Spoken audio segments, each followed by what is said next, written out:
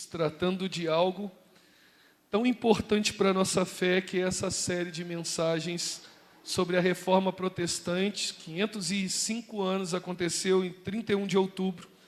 E Deus colocou no meu coração falar sobre isso, sobre a Reforma Protestante, com esse tema, um chamado à reforma, uma ação de Deus em nós. Nós temos falado sobre essas 5 solas. Começamos no primeiro domingo do mês, falando sobre sola fide, somente a fé.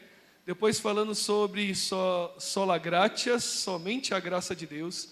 E agora nós falamos semana passada sobre solo Christus, que é somente Cristo. E agora nós vamos falar sola Scriptura, somente a palavra de Deus. E nessa noite eu gostaria que você abrisse a sua Bíblia no livro de 2 Timóteo, a carta de Paulo a Timóteo, segunda carta, 2 Timóteo, capítulo é o capítulo 3, e nós leremos de 14 a 17. 2 Timóteo,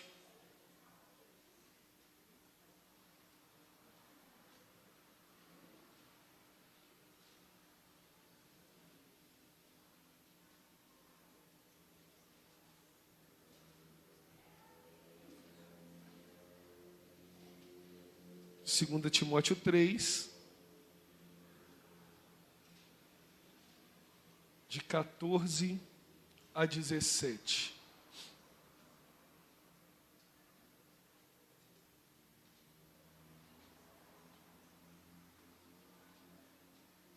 Amém? Diz assim a palavra do Senhor: quanto a você, porém, permaneça nas coisas que aprendeu e das quais tem convicção, pois você sabe de quem aprendeu. Porque desde criança você conhece as sagradas letras, que são capazes de torná-lo sábio para a salvação mediante a fé em Cristo Jesus.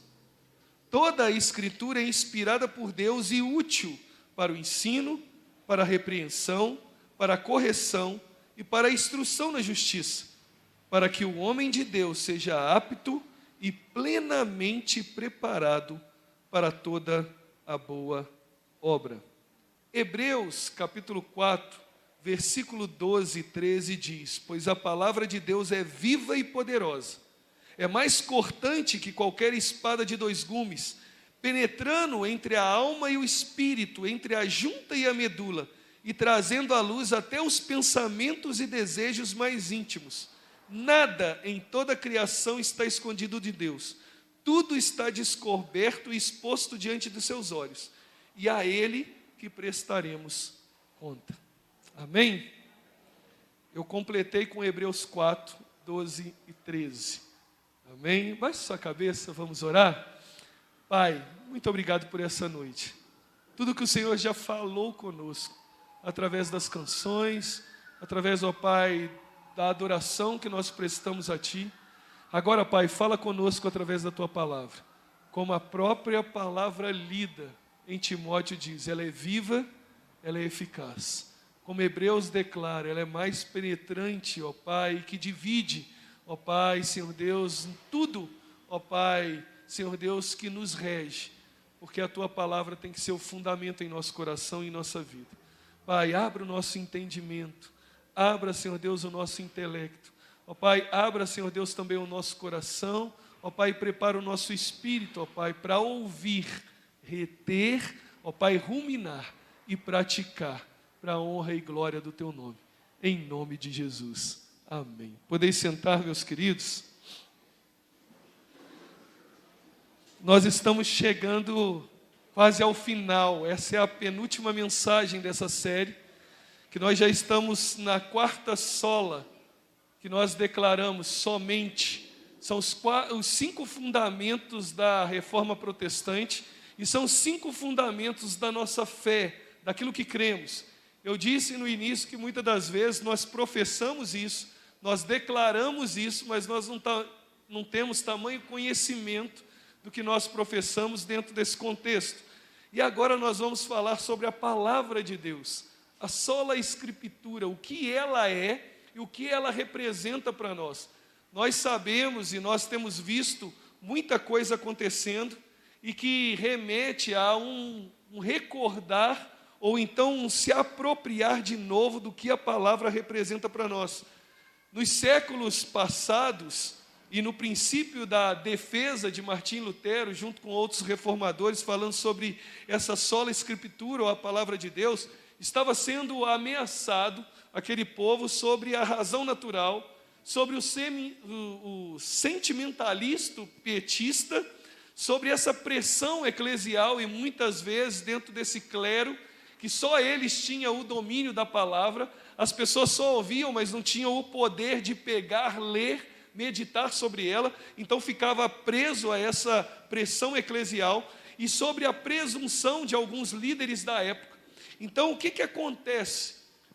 Os reformadores, então, começaram a perceber que essa palavra de Deus precisava chegar ao coração daquelas pessoas. Aquelas pessoas precisavam ter conhecimento daquilo que estava sendo falado, até para criar um senso crítico, para saber se de fato era a palavra de Deus.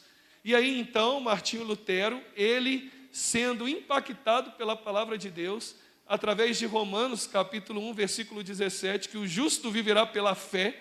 Então ele começa a pensar e a meditar sobre isso, e ele então cria um senso de si mesmo dentro do seu próprio coração de escrever a palavra de Deus e colocar numa língua coloquial para que uma pessoa humilde ou uma pessoa simples conseguisse ler. Ele então tira daquele contexto alemão, do contexto latino, e ele traz num linguajar que você e eu poderíamos ler se fôssemos daquela época. Como é hoje, a palavra de fácil acesso, de leitura fácil, que você possa entender. E aí, então, o que acontece, e que acontece para nós hoje, é que as pessoas, em vez de se fundamentar, começaram a criar novidades. E então o conceito liberal traz essa ideia de uma livre interpretação, dizendo que os reformadores quiseram fazer isso. Não, meu querido, não era uma livre interpretação, porque a interpretação foi dada pelo próprio Deus, mas era uma livre exame, eu podendo examinar o que estava sendo falado. Por exemplo, eu estou aqui lendo a palavra de Deus para vocês, vocês podem chegar em casa, pegar a sua Bíblia e conferir se tudo o que eu disse é de fato a palavra de Deus. Você não ficaria só preso a me ouvir e falando assim, não, o pastor André falou, então está falado. Não, meu irmão, você tem a oportunidade de pegar a sua palavra de Deus e chegar e ruminar e falar assim, olha, não, realmente o que o pastor André falou é verdade. Olha, estou achando que esse negócio que o pastor André falou está fora da palavra de Deus. Isso não tinha. E Martinho Lutero, junto com outros reformadores, dão essa oportunidade para que uma pessoa simples pudesse chegar a ter o conhecimento da palavra de Deus. Por quê? Porque, meu querido, nós precisamos ter esse exame das Escrituras, não é nos autorizando a torcer ou retorcer o texto bíblico. Não, nós precisamos ter a Escritura nas nossas mãos, para nós se submetermos ao senhorio de Cristo, para que nós estivermos em sintonia com o Espírito Santo, para que a gente possa viver numa comunidade de fé. Percebe que é um crescimento? Primeiro eu preciso ter a Escritura, para mim, então, conhecer Jesus e me submeter a Ele. Depois, então, ter uma sintonia com o Espírito Santo de Deus, que é um selo no meu coração, que faz eu entender, para que eu possa viver em comunidade de fé. Então, é um caminho que nós precisamos fazer. E isso me traz um alarde, ou é alarmante pensar que nós temos a facilidade, e nós estamos vivendo num tempo em que nós temos muitos analfabetos bíblicos.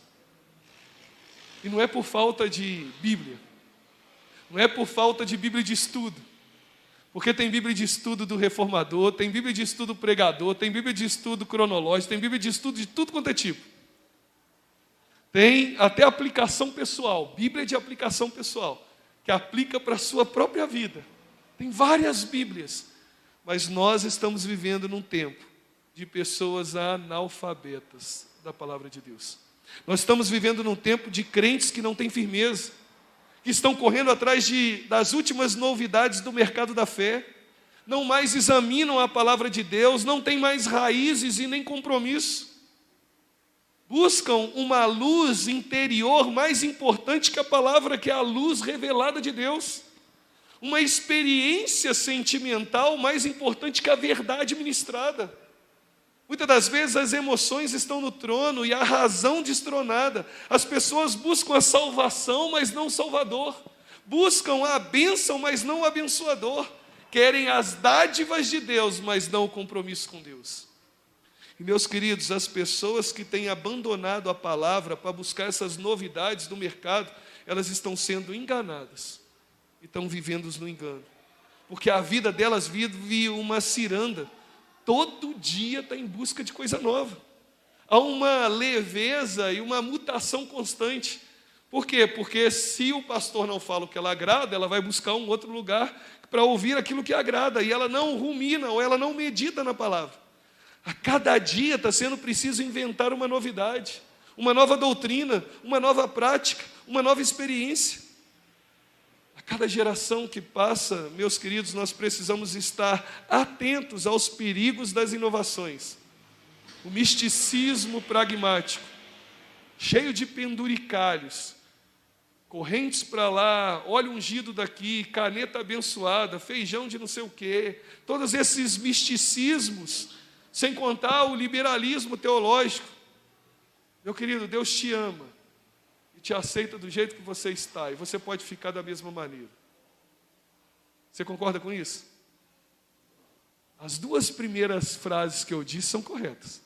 Deus te ama e te aceita do jeito que está, mas você não vai ficar da mesma maneira, porque Deus te transforma.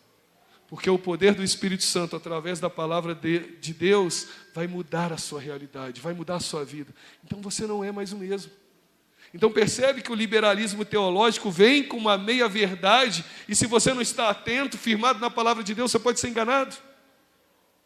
Outra coisa que nós temos vivendo é essa ortodoxia morta, que só fica na base do conhecimento. Teólogos e mais teólogos se enchendo de conhecimento, mas na prática estão vazios, sem experiência. Vivemos hoje a realidade de uma igreja pós-denominacional, porque desse período da pandemia, por causa de gravações, por causa de várias coisas, nós vivemos igreja sozinho. Surgiu essa moda. Eu sou igreja. Aonde na Bíblia fala que você é igreja? Fala que você faz parte da família espiritual, fala que você é corpo de Cristo e um membro do corpo, fala que você é templo do Espírito Santo de Deus, mas igreja não. Porque para ser igreja precisa ter, no mínimo, 2 pessoas. No mínimo. Precisa haver comunhão, precisa haver relacionamento recíproco um com o outro e com o Senhor. Então nós aqui somos igreja. Nós aqui somos comunidade de fé. Nós precisamos ficar atento com isso. A palavra de Deus é a única autoridade para nós. E muitas das vezes, meus irmãos, tem líderes que estão fundando igrejas como se fossem franquias empresariais. Tem muitos líderes que colocam a igreja como uma empresa familiar, fonte de lucro. E nós acreditamos nisso. E nós seguimos isso. E nós precisamos então voltar para a palavra de Deus, sabe por quê? Porque as tradições elas são válidas, quando elas são baseadas na Escritura. Todas essas coisas e tradições, elas precisam estar em concordância com a palavra de Deus. Meu querido, a Bíblia, ela vem de Deus, e ela constitui um desejo de Deus para o nosso coração, válido para a nossa fé. A sola Escritura é a única forma de evitar que a subjetividade, a opinião pessoal, a prioridade egoísta tire os ensinamentos da Bíblia. A essência da sola Escritura é uma vida espiritual somente na palavra de Deus. É por isso que 2 Timóteo 2,15 declara, olha, procure apresentar-se a Deus aprovado, como um obreiro que não tem do que se envergonhar, que maneja bem a palavra da verdade. E Paulo conclama a Timóteo, trazendo algo primordial para Timóteo, porque Timóteo havia aprendido a palavra de Deus desde a sua infância. Paulo não está falando para ele pegar uma palavra nova, não está falando para ele inventar uma teologia ou criar uma nova Bíblia, não. Ele está falando, Paulo, olha, Timóteo, permaneça firme nas Escrituras. Por quê? Porque é oportuno para você, para que você seja um agente nessa geração. Como diz John Stott, ele diz, olha, os homens se orgulham de inventar um novo cristianismo, com uma nova teologia, uma nova moral, tudo isso dando sinais de uma nova falsa reforma. Aí Paulo ordena a Timóteo, olha Timóteo, permaneça firme naquilo que aprendeu, porque você não aprendeu de qualquer pessoa, porque você não aprendeu de aventureiros do Evangelho, não, você aprendeu da sua mãe e da sua avó. É isso que 2 Timóteo 1,5 diz, olha, recordo-me da sua fé não fingida, que primeiro habitou em sua avó Lóide e em sua mãe Eunice, e estou convencido que também habita em você. Quando nós falamos sobre a Escritura de Deus, olha a importância, meu irmão, dessas crianças aqui na frente. Olha a importância de você, pai, ruminar a palavra de Deus e ensinar os seus pequenos, porque Timóteo se torna um homem de Deus, aprovado por Deus e aprovado por Paulo, porque tinha uma avó e tinha uma mãe que ensinava as palavras para ele. Não é novidade, é se firmar na palavra, na sola Escritura. E é interessante que depois, mais tarde, o próprio apóstolo Paulo, a quem Jesus confia esse chamamento, fala para Timóteo. 2 Timóteo 1,13, ele diz, retenha com fé o amor em Cristo Jesus, o modelo da sã doutrina que você ouviu de mim. Então, meus queridos, a Bíblia é o livro dos livros, inspirada por Deus, escrita por homens santos, concebida no céu, nascida na terra, odiado pelo inferno, pregado pela igreja, perseguida pelo mundo, mas escrita pelos fiéis. A palavra de Deus é infalível, inerrante e suficiente. Ela é vencedora e invicta em todas as batalhas. Tem saído ilesa dos ataques implacáveis dos críticos e das fogueiras da intolerância. A palavra de Deus é a bigorna que tem quebrado todos os martelos dos céticos. Homens perversos se esforçaram para destruí-la, queimá-la, escondê-la ou atacá-la, mas ela tem saído revestida e cuidada e protegida com o poder do Espírito Santo de Deus. A palavra de Deus é viva e é poderosa. Ela é atual, ela é oportuna, ela é a divina semente do Senhor para nós. Por meio dela nós somos gerados de novo, nós somos nova criatura. Por meio dela nós podemos crer em Cristo Jesus. Por meio dela nós somos fortalecidos. A palavra de Deus é a água para os sedentos, é pão para os famintos, é a luz para os errantes. Meu querido, por meio dela nós somos santificados e através dela nós recebemos poder. Ela é a arma de combate, é o escudo que nos protege, é mais preciosa que o ouro e é mais doce que o mel. E por causa disso, nós precisamos nos firmar na sola Escritura. E a primeira coisa que eu quero dizer é que a sola Escritura é a palavra de Deus para nós. Ela é a palavra de Deus para nós. Olha o que diz o texto. Toda a Escritura é inspirada por Deus. A Escritura não são frutos da mente humana, não é criação humana ou descoberta humana, não é revelação divina, é sopro divino. Toda a autoridade da Escritura depende exclusivamente de Deus. E aqui o termo aqui é teopneutos, significa soprado por Deus. Foi Deus que direcionou, iluminou, revelou a esses homens. E é interessante que não é querendo dizer aqui que eles foram dominados ou controlados. Não, Deus respeitou a personalidade deles, não alunou, mas preparou eles, porque eles eram homens santos, movidos pelo Espírito Santo. É isso que 2 Pedro 1,21 diz, pois jamais a profecia teve origem na vontade humana, mas homens falaram da parte de Deus, impelidos pelo Espírito Santo. As Escrituras surgiram na mente de Deus e foram comunicados pela boca de Deus, pelo sopro de Deus e pelo Espírito Santo de Deus. E Deus, em um momento, usou homens para que pudessem transmitir, como os profetas no Antigo Testamento anunciavam: olha, a boca do Senhor disse, ou assim diz o Senhor. O Senhor continua falando através da palavra dele, a sola Escritura.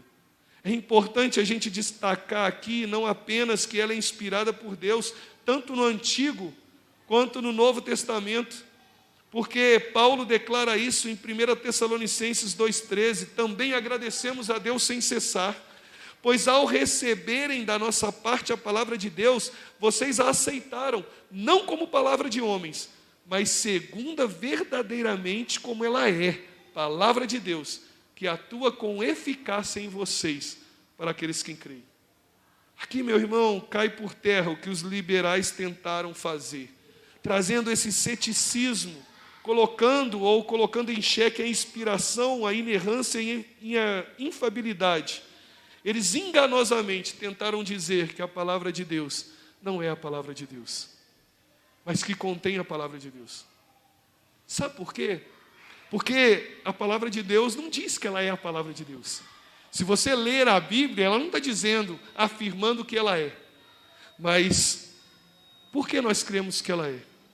Porque ela revela o que Deus está falando a cada um de nossos corações, tanto no Antigo Testamento. Depois ele não se revela através dos profetas, como nós estudamos e aprendemos semana passada, mas ela se revelou através do próprio Cristo, que é o Verbo que é a palavra, que estava com Deus, que era Deus, e ele então se encarnou, habitou entre nós, e nós pudemos ver a glória de Deus. Vendo Cristo Jesus, nós estávamos vendo Deus. Então nós cremos, por quê? Porque Cristo revela essa verdade inabalável, que toda a Escritura é inspirada por Deus. E John Wesley levanta esse questionamento, ele faz uma analogia interessante. Ele falou: se a palavra de Deus não fosse inspirada por Deus, teria que ser por homens bons e anjos, ou por homens maus e demônios. Se fosse por homens bons e anjos, eles seriam mentirosos, porque eles estariam dizendo que Deus disse ou que Deus falou, mas eles teriam que afirmar que era de Deus. E aí eles então não seriam homens bons e nem seriam anjos, porque estariam mentindo. Mas se fossem os demônios e homens maus, também não poderia ser verdade, porque nenhum homem bom e nenhum demônio ia falar sobre princípios, sobre valores, sobre moral, e não ia dizer também contra o pecado e contra as coisas odiantes do mundo. Então nós podemos chegar à conclusão que a palavra é de Deus, porque o único que tem a capacidade de ser justo, para trazer princípios e valores para a nossa vida e condenar o pecado, só pode ser Deus. Por isso nós cremos que é a palavra de Deus, porque quando nós confrontamos essas realidades que estão sendo faladas por aí, nós olhamos para a palavra de Deus e vemos o próprio Jesus citando a palavra de Deus. O próprio Jesus, quando foi atacado por Satanás, o que ele disse? Está escrito, citando o Antigo Testamento. Então ele estava revelando que aquilo que foi dito no Antigo Testamento era a palavra de Deus. E aquilo que ele estava dizendo em confronto com Satanás também era a palavra de Deus. Meu querido, Deus, por meio do seu Espírito, continua trabalhando da mesma maneira hoje. O Senhor abençoa o Evangelho, abençoa os pregadores que confiam na autoridade da palavra de Deus e que necessitam do Espírito Santo de Deus para trazer convicção e iluminação. Nós cremos que a palavra de Deus é a sola Escritura e somente ela, porque o próprio Deus falou através dos profetas, falou através de Cristo e continua falando através da igreja, pela iluminação do Espírito Santo de Deus. A segunda coisa que nós cremos que a sola Escritura é a palavra de Deus é porque ela é a única que conduz as pessoas à salvação por intermédio de Cristo Jesus. Olha o que diz o texto, versículo 15: porque desde criança você conhece as sagradas letras que são capazes de torná-lo sábio para a salvação mediante a fé em Cristo Jesus. Meu querido, a palavra de Deus é o manual de Deus para a salvação do homem. Seu propósito não é ensinar ciência, o seu propósito não é ensinar nenhuma outra coisa a não ser te apresentar os fatos de que você precisa ser salvo em Cristo Jesus. As Escrituras falam da criação, falam da queda, ensina sobre o juízo de Deus, mas também ensina sobre o seu amor redentor. A salvação por meio de Cristo Jesus. Porque, como eu disse semana passada, Cristo é o centro e também a circunferência. Porque todas as coisas vão convergir em Cristo Jesus. E aí, meu querido, tanto o Antigo Testamento como o Novo Testamento precisa ser por meio de Cristo. Porque no Antigo Testamento as pessoas eram salvas pelo Cristo da promessa. No Novo Testamento eles são salvos pelo Cristo da história. No Antigo Testamento as pessoas olhavam para frente esperando o Cristo que ia de vir. No Novo Testamento nós olhamos para trás olhando para o Cristo que veio. Mediante a fé, tanto o Antigo quanto o Novo se convergem em Cristo, mostrando que a salvação da palavra apontando para Cristo. Cristo é o que anuncia, tanto o Antigo quanto o Novo, a promessa da salvação. Os evangelhos expõem o nascimento, a vida, o ensino, os milagres, a morte, a ressurreição e a ascensão. O livro de Atos relata a propagação do evangelho de Jerusalém até Roma. As epístolas paulinas apresentam a ilimitada glória da pessoa e da obra de Cristo Jesus, aplicando a vida dos cristãos e da igreja. E o Apocalipse traz a consumação da vitória de Cristo Jesus e da sua igreja. Cristo é o centro da eternidade, da história e das Escrituras. Ele é o Salvador do mundo, o único nome dado entre os homens pelo qual importa que sejamos salvos. A Escritura aponta para Cristo. Cristo morreu por nossos pecados e se cremos nele, ele nos salvará. É isso que nós conhecemos desde pequeno, João 3,16. Porque Deus amou o mundo de tal maneira, o quê? Para que todo aquele que nele crê não pereça, mas tenha vida eterna. Quem sabe o 17? Pois Deus enviou o seu Filho ao mundo, não para condenar o mundo, mas para que fosse salvo por meio dele. E o 18?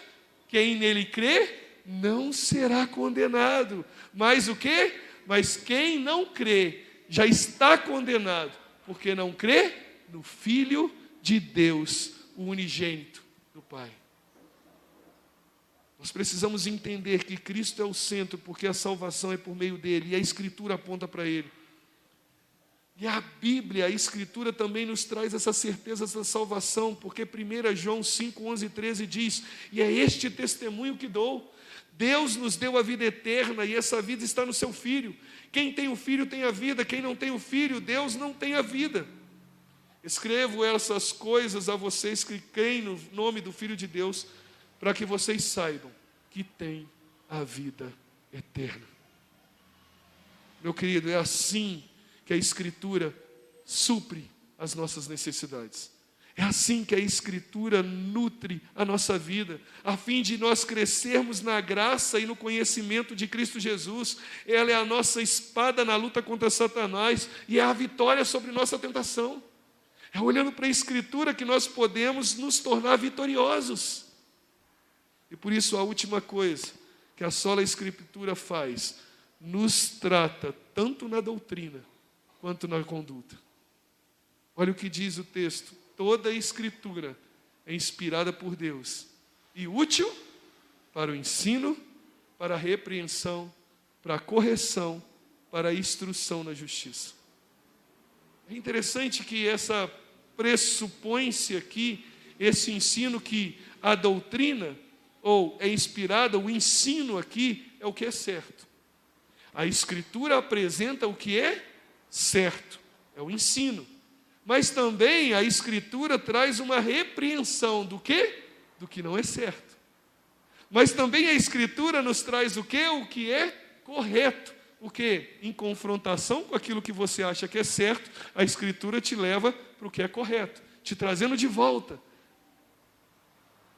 E te educa na justiça, te fazendo permanecer no que é certo. Gosto muito do que John Wesley declara. Ele diz, olha, a Escritura é um termo pastoral. É uma palavra pastoral, por quê? Porque é útil para te ensinar. Isto é, como fonte positiva para que você viva com integridade. Mas também serve para repreensão, isto é, para refutar o erro, para fazer você se arrepender do seu pecado. Também serve para correção, por quê? Porque te convence do que é mal e te orienta dos seus erros e te coloca no caminho certo outra vez. E ela ainda se torna mais útil para a educação na justiça, por quê? Porque ela constrói uma vida santa, de caráter santo, para cada um de nós. É útil para ensino, porque nós só podemos crescer através do conhecimento na palavra de Deus.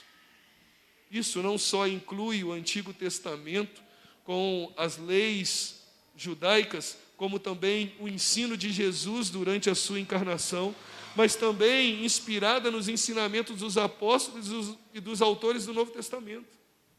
A palavra de Deus é a fonte que nós podemos beber insaciável e incansavelmente, porque ela se renova a cada manhã.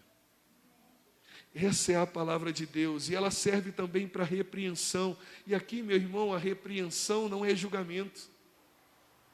A repreensão não é para julgar você, mas é para te carregar, é para te mostrar, a fim de convencer do seu mau comportamento ou da sua falsa doutrina.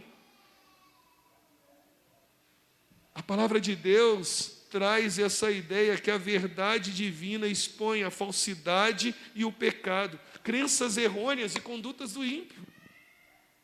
A palavra de Deus nos repreende para que a gente não perca e não saia do caminho. Por isso que o objetivo depois da repreensão é correção, para trazer você para o caminho de volta. É usado aqui só no Novo Testamento. Se refere à restauração de algo da sua condição original. Depois de expor e condenar tudo aquilo que é falso, a correção nos leva de novo e constrói de novo o meio da divina correção do Senhor. Por isso que 1 Pedro 2, 1 e 2 diz, olha, deixem de lado toda malícia, todo engano, toda hipocrisia, toda inveja, toda calúnia. Pedro advertindo, como crianças recém-nascidas, muito para que o leite puro da palavra, para que por ele vos seja dado crescimento em relação à salvação. O objetivo, meu irmão, não é te excluir, mas é te acolher, te orientar e te fazer crescer. Essa é a palavra de Deus que traz vida. Por isso que a última coisa ele coloca é instrução na justiça. É dirigido à ideia de edificação da sua vida. A palavra de Deus tem o intuito de te edificar, para que você seja, o versículo 17 diz o quê? Apto e pronto, ou plenamente pronto, preparado para toda boa obra. A palavra de Deus, o objetivo é que você seja maduro. É para que você não seja levado de ventos de doutrina para um lado ou para o outro, pulando de galho em galho, como se diz lá na minha região. A palavra de Deus é para que você seja um homem maduro, para que quando vinham as adversidades, as dificuldades e os problemas, a palavra de Deus seja o baluarte da sua vida. Para que você não seja enganado, para que você não seja confundido. Considerando tudo isso, e a relevância que Paulo orienta a Timóteo, me traz então um conceito que nós precisamos ter cuidado com essa sociedade pluralista e permissiva.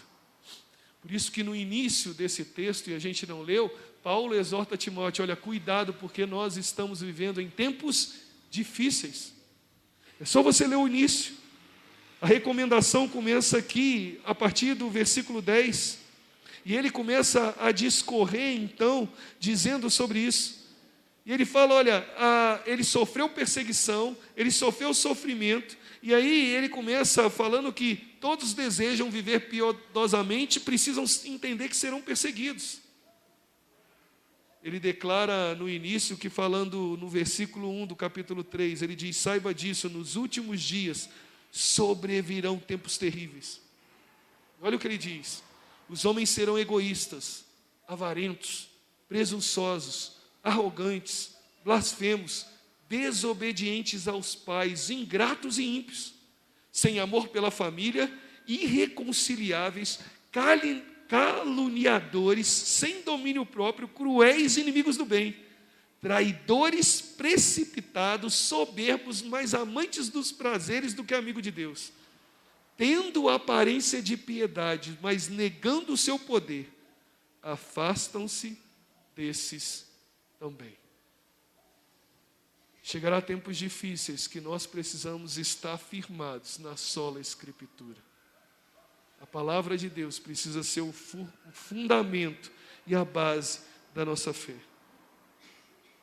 E às vezes eu fico perguntando, parece que o mundo está louco, mas as igrejas também. Parece que as coisas estão ficando estranhas, os pontos de vista estão se afrouxando e os padrões têm se perdido. Nós temos visto alguns que se dizem cristãos vivendo na onda do pecado e do erro. E outros tentando se esconder, fugindo dessa esperança e dessa sobrevivência em Cristo Jesus. Aí Paulo exorta Timóteo. Tu, porém, Timóteo, permaneça naquilo que aprendeu. Tu, porém, igreja, permaneça naquilo que aprendeu. Tu, porém, homem, tu, porém, mulher, tu, porém, jovem, tu, porém, adolescente, permaneça naquilo que tem aprendido. A sola Escritura, permaneça naquilo que aprendeste, ainda que a pressão para se acomodar seja muito forte. Não importa se é jovem ou adulto, maduro ou inexperiente, tímido e fraco, não importa se acontecer de você ser o único a dar testemunho sozinho. Até aqui seguiste o ensino do Senhor. Permaneça nele, pois daqui para frente, naquilo em que vieste a crer, conhece as credenciais bíblicas da tua fé. A Escritura é inspirada por Deus e útil para a sua vida cristã. É isso que Paulo desejou a Timóteo, e é isso que Deus deseja de nós essa noite. Perfeito e aprovado, perfeito e habilitado. Meus queridos, as coisas não vão melhorar, mas nós cristãos podemos nos tornar melhores, seguindo a palavra de Deus. Devemos nos separar daquilo que é falso e dedicar ao que é verdadeiro, prosseguindo no estudo da palavra de Deus, para que a gente possa estar equipado e preparado para defender a verdade, que é o nosso estandarte da fé. Que o Senhor nos ajude. Que o Senhor nos abençoe, em nome de Jesus, para que a sola Escritura não esteja só na mente, não só no coração, mas no nosso viver diário. Esse é o meu desejo, essa é a minha oração para cada um de vocês, em nome de Jesus. Amém?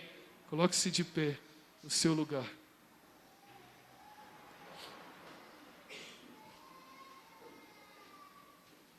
Quero orar para a sua vida, porque é desafiador nós meditarmos na palavra de Deus com tanta propriedade. Nós precisamos sempre reavivar esse conceito da palavra de Deus em nosso coração. Eu preguei na sede, domingo passado pela manhã, falando sobre os bereanos. Nós precisamos aprender como os bereanos. Ouvir a mensagem e depois ver se é realmente assim que está dizendo a palavra de Deus. Por quê? Porque Deus não ignorou a nossa personalidade. Eu sou homem e sou falho. Por isso, todas as vezes que eu subo aqui, meu amado, eu me derramo na presença do Senhor e pedindo que eu seja só um vaso em suas mãos. Porque eu posso falhar, eu posso errar. Por isso que você precisa se apegar não a mim, mas à palavra que está sendo pregada. Por isso que você precisa investigar se isso que foi falado é realmente a palavra de Deus. Para que você não seja enganado, para que você não seja dilubriado, para que você não seja confundido e se afaste da presença do Senhor. Que em nome de Jesus, meu querido, a partir de hoje, a sola Escritura seja a base da sua vida, em todos os momentos, até que Cristo volte para te buscar. Em nome de Jesus.